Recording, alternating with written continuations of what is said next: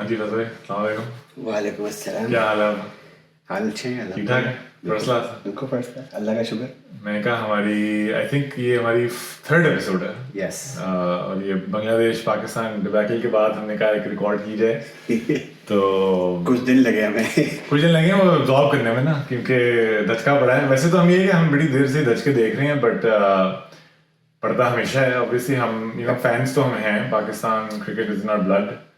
तो जब हम इस तरह देखते हैं कि इतना कितना एक डाउनफॉल आया फ्रॉम लाइक 90s से, अगर आप देखो तो बुरा तो हमें लगता है ना। तो आई थिंक आज हमने सोचा था कि हम बात करेंगे कि हमारे एक थोड़ा सा एनालिसिस दें हम कि हमारे ओपिनियन के हिसाब से करंट जो सिचुएशन आ गई है पाकिस्तान क्रिकेट की, तो ये क्या किन वजूहात से है बेसिकली, क्या क्या इसमें है। और एज ऑलवेज बिकॉज हम आपको पता है कि हम कॉर्पोरेट काम करते हैं, तो हमें कंसल्टेंट भी हैं हम। तो हमें आदत है कि हर चीज़ को एक फ्रेमवर्क के हिसाब से एनालाइज किया जाए। तो आई थिंक पाकिस्तान के करंट इश्यूज को हम, पाकिस्तान टीम के स्पेशली करंट इश्यूज को हम as a kind of analyse करते हैं, एक bottom up approach basically, start from kind of players और फिर उस हर एस्पेक्ट टीम का, and then kind of move up के पीसीबी का जो एक ऊपर तक मसले ऊपर तक चेक करते हैं। तो बॉटम अप एग्जैक्टली। तो अगर हम शुरू करें जी प्लेयर्स के साथ, अगर हम ऐसे टीम अगर हम सबसे पहले अगर हम लें तो सबसे बेसिक टीम क्या जाती है कि जी फील्डिंग हमने देखी है। फील्डिंग तो हम देख रहे हैं, ये मतलब जो मुझे अभी रिसेंट याद आता है कि ऑस्ट्रेलिया से हम शुरू हमें कैच ड्रॉप करना, ठीक है जी। वो अब्दुल्ला शफीक भाई जो हमारे दुल्ली भाई, उन्होंने जो 3-4 सिटर्स जो ड्रॉप हुए थे, जिसकी वजह से आपको फिर वो those players went on and made like 250। David Warner जो था उसकी लास्ट सीरीज को आपने कहा कि नहीं भाई आप खेलो इजी होके।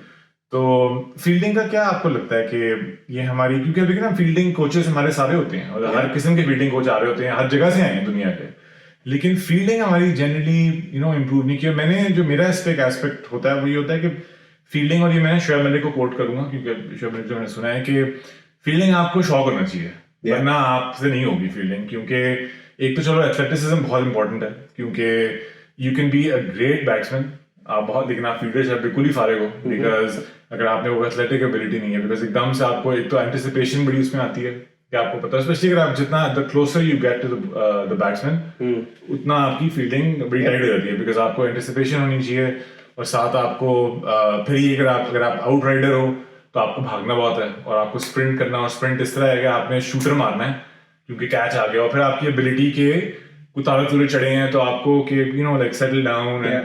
तो आपको क्या लगता है कि ये हमारी, मतलब is this a problem with athleticism कम है प्लेयर्स के अंदर, कि anticipation sort of game awareness का इशू है, कि फील्डिंग कोच ही फारे क्या सीन क्या है आपके हिसाब से? यार तो अच्छा, पहली बात तो मैं ये कहूँगा कि ये सिर्फ ऑस्ट्रेलिया से मसला नहीं चल रहा। ये अभी जो हमारे आके बैठे होते हैं फॉर्मर क्रिकेटर्स, ये फील्डिंग तो हमेशा से ही पाकिस्तान का एक इशू रहा है।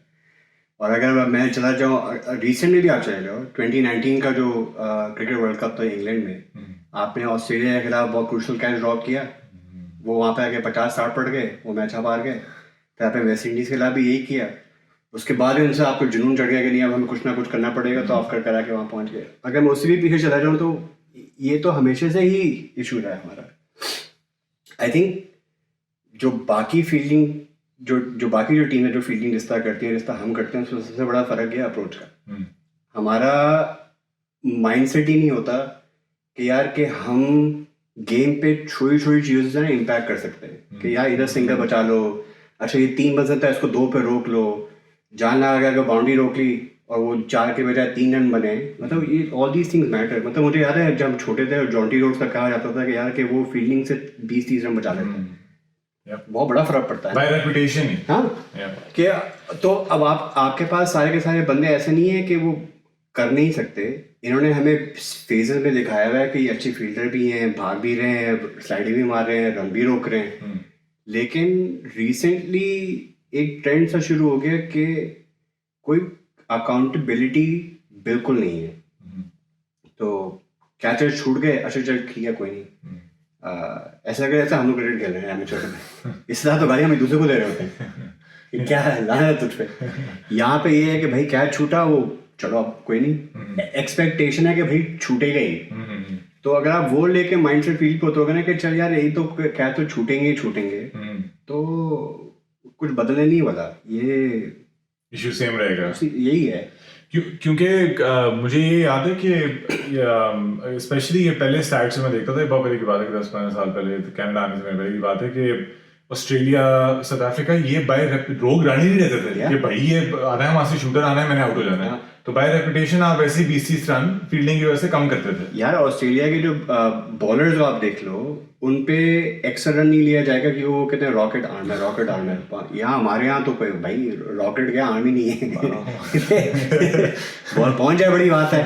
तो ये जो है ना एक माइंडसेट शिफ्ट, और ये आगे जाके भी हम बहुत सी चीज़ों पर बात करेंगे, लेकिन माइंडसेट शिफ्ट की ज़रूरत है कि आपको फील्डिंग जो है इज़ नॉट नो लॉन्गर कि अच्छा ठीक है यार चलो बैटिंग नेट्स में आके कर लिया, आपने आके बॉलिंग थोड़ी बहुत करी, लेकिन फील्डिंग जो कोई नहीं। अब फील्डिंग एक डिसिप्लिन है जिसपे आपको काम करना पड़ता है। आप ये नहीं सोच सकते कि अच्छा ठीक है यार मैं टेप और क्रिकेट में आके पकड़ लेता था कैच, तो अब हार्ड बॉल में भी आके पकड़ ही लूंगा, 1-2 ड्रॉप होगा कोई मसला नहीं। Drop is a problem. ये प्रॉपर ड्रिल्स होने चाहिए और आपको कमिटमेंट होनी चाहिए।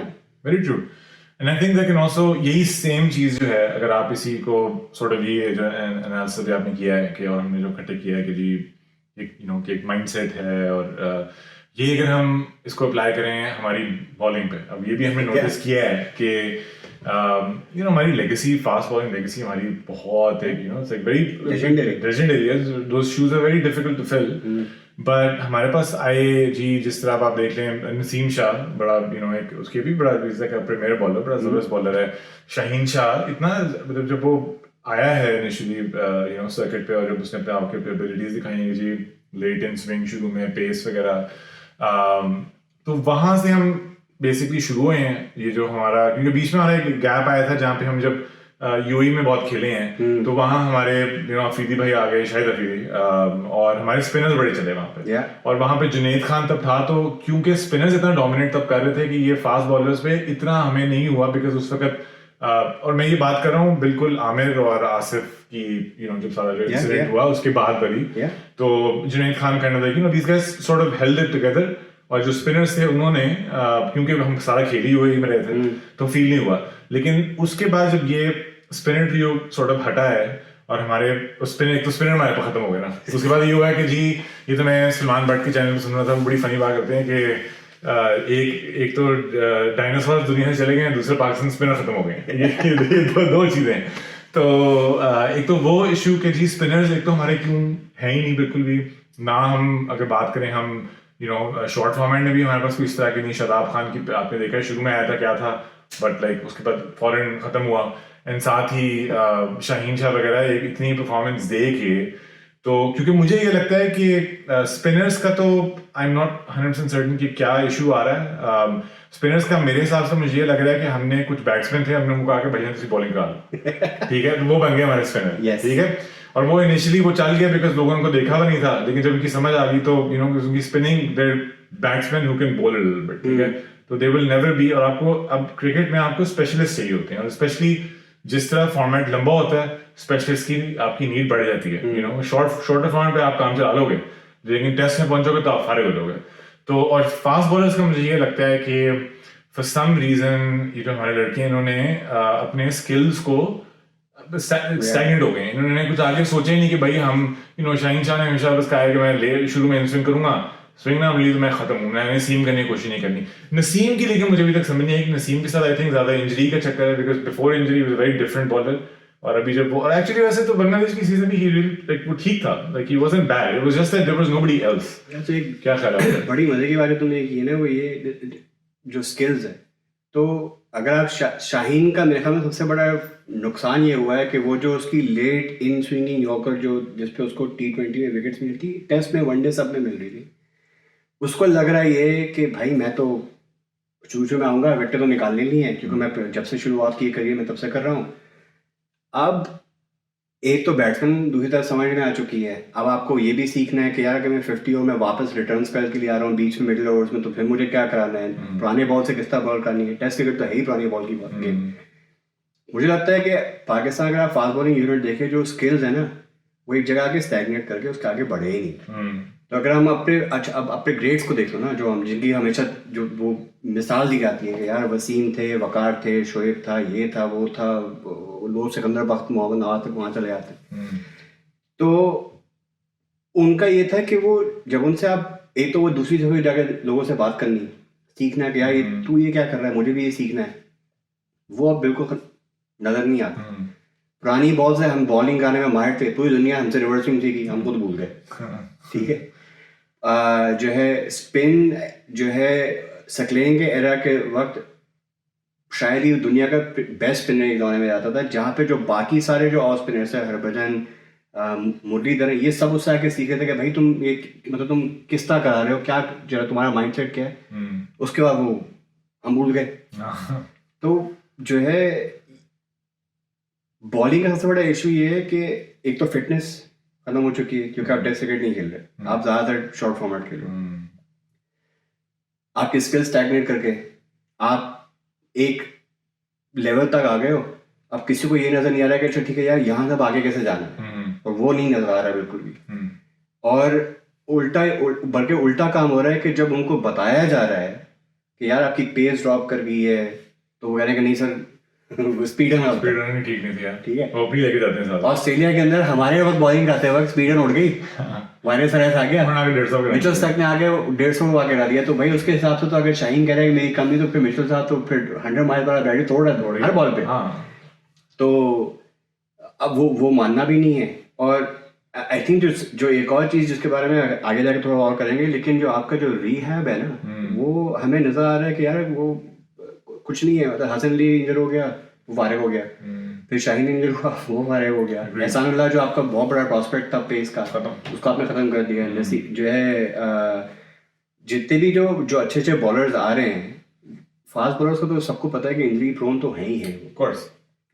अब अगर इंजरी हो गई उसके बाद वापस रिटर्न नहीं कर सकते, तो इसमें कुछ हद तक उनकी गलती है। I guess a lot to be said about rehab too, which we will talk about, because वो तो फिर मैनेजमेंट के अंदर आ जाती है। अभी तुम तस्किन को देख लो ना, बांग्लादेश वो बेचारा बाहर था क्रिकेट से कितने अर्से तक, वो वापस आया। अब वो उनका हसन और इन सब के बारे में वो बात करें, लेकिन I think the biggest difference in the second test में वो आपका बिल्कुल उसके एक बॉलिंग, क्योंकि वो रन भी नहीं दे रहा और वो तंग भी कर रहा है, और वो 140 प्लस भी आ गया। तो अगर वो लोग कर सकते हैं जहाँ पे बुरे हालात है मुल्क पे भी और क्रिकेट बोर्ड के भी, तो हम लोग क्यों नहीं कर पाते?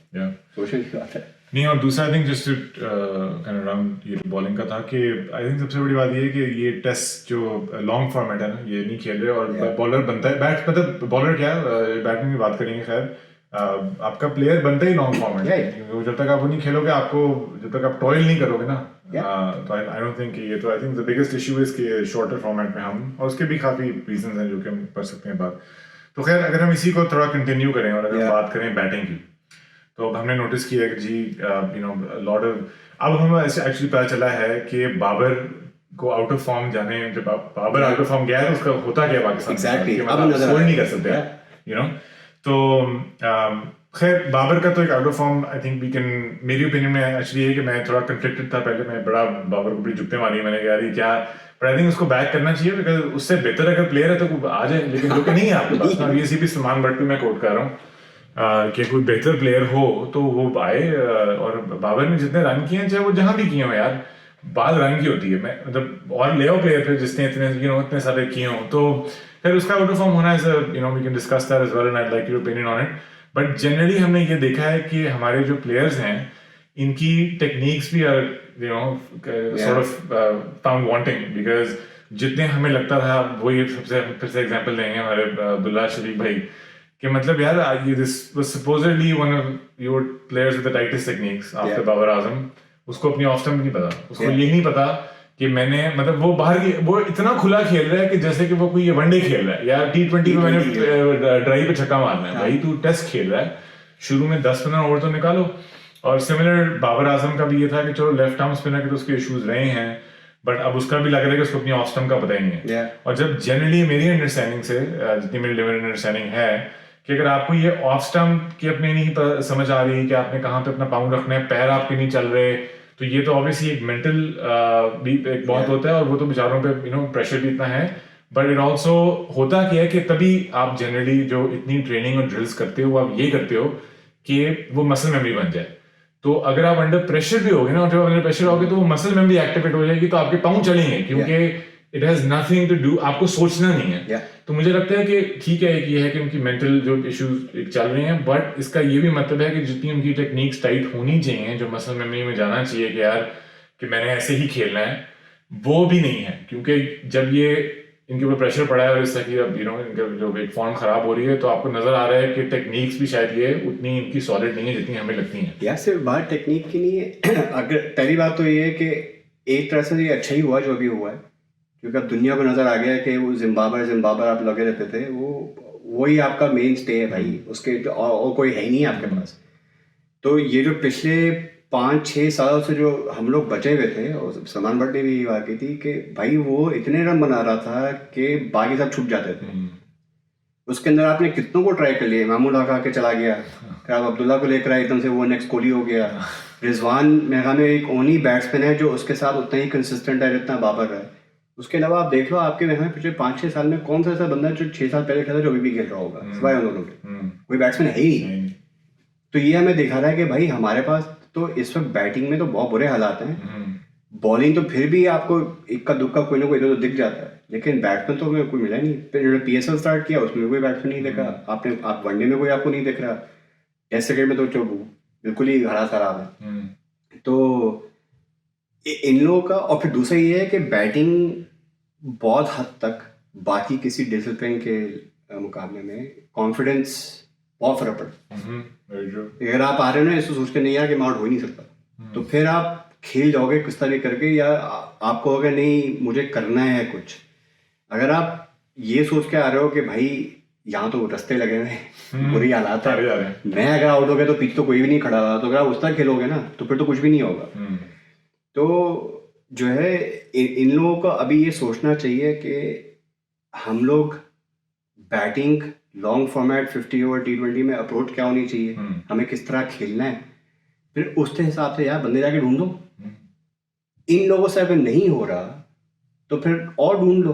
अब अगर आप इंग्लैंड को देख लो, हम लोग भी उसने ये बात कर रहे थे, वो लोग यार रोल टू रोल उनके पास बैटिंग ऑर्डर सेट है कि यार रूट इधर ही खेलेगा, तो अगर रूट की रिप्लेसमेंट आएगी तो वो इधर ही आगे खेलेगी। तो अब पूरे इंग्लैंड में ढूंढो कि रूट का लाइक टू लाइक रिप्लेसमेंट है कि नहीं है।